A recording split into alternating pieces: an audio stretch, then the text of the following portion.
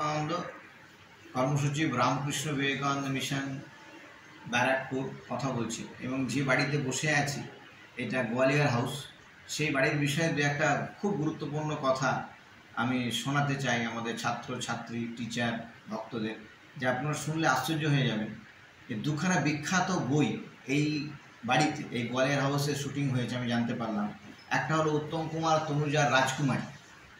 আমি দেখিনি, আপনারা দেখবেন এখানে গঙ্গার ধারে যে বাড়িটায় পুরনো বাড়ির বারান্দা গঙ্গার ধার, সেই বইয়ে ইউজ হয়েছে এবং আপনারা দেখে খুব অনুপ্রাণিত হবেন যে এটা একটা খুব বিরাট ইতিহাসের সাক্ষী।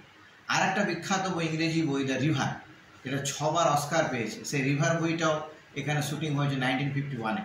সেটা আমি অল্প দেখেছি। এবং এই রিভার বইটার হিস্ট্রি হলো যে এখানে আগে একটা ব্রিটিশ ফ্যামিলি থাকতো, তাদের একটি বাচ্চা এখানে থাকতো এবং সেই 6 নম্বর মাঠে খেলতে যেত, তখন সাপের কামড়ে সে মারা যায়।